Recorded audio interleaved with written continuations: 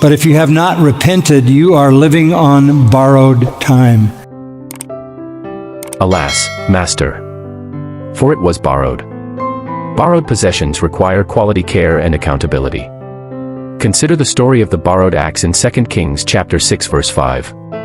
You cannot drive your friend's car anyhow because it belongs to your friend, and if damages occur you must take full responsibility and give account for everything. Everything we enjoy on this earth is borrowed. Life is borrowed, the breath of life that we have belongs to God. James Dillahay says that life is on loan, like money borrowed from a bank. God is the lender, and he retains the right to call in the loan at any time. Though I am responsible for taking care of it, I do not own this life, it is borrowed.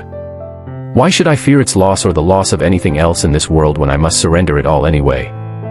A preacher also writes, in the day and time we live in today, there are plenty of things that we own. Our names may be on the title of our vehicles, homes, etc., but when we really think about it, one question arises, is it really mine?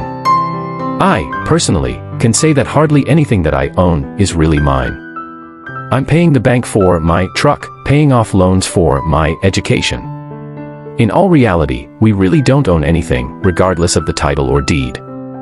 Psalm 50 verse 10 states, "For every beast of the forest is mine, and the cattle upon 1,000 hills." Everything we see has been derived from God's creation, therefore, it all belongs to God. We need to realize that when we get to the fact of the matter, we live borrowed lives. Yes, we really, and technically don't own anything because it belongs to God. What is life? It is even a vapor, that appeareth for a little time, and then vanisheth away. Time is borrowed. Whether we want to admit it or not, from the time that we are born, our biological clock begins ticking down until the time when we will take our last breath. Hebrews 9 verse 27 states, "And as it is appointed unto men once to die, but after this the judgment." The simple fact is this, as long as there is time, death is inevitable. We are living on borrowed time. Looking back into what is written in Hebrews 9 verse 27, death isn't the end of the matter, no matter what anyone says or believes. After death, there is hell or paradise, until the judgment. That's why it's of utmost importance to make our preparations now, because we will be somewhere for all eternity, either in heaven or in the lake of fire. Revelation 20 verses 11 to 15, where would you go if your clock stops ticking today? If you have a family and are blessed with children, thank God, but remember this. They have been given to you by God. If your parents are still living, they are being borrowed from God. Think back to the story of Job. He lost everything, his children, cattle, livestock, and other things. He lost it all. All he had left was a few friends, his wife, and God.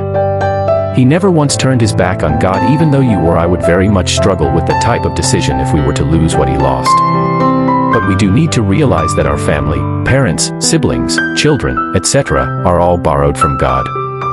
One day you will leave your children or your children will leave you. Again, the question arises, do we really own anything? Our names may be on the deed or title, but do we own them, or are they just borrowed? God created the world. Everything we have today comes from God's creation.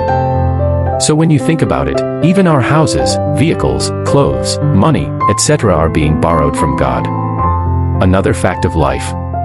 In conclusion, do not live your life anyhow, because you don't know the day the owner, that is God, will ask you to come back home to give accounts for how you spend your life while living. Live your life to please the giver of life, God. Live righteously and make it to heaven. Don't live a careless life.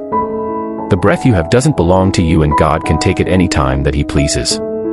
I am not praying for death, but it is wisdom to put death in your plans too. Be prepared always and be wise.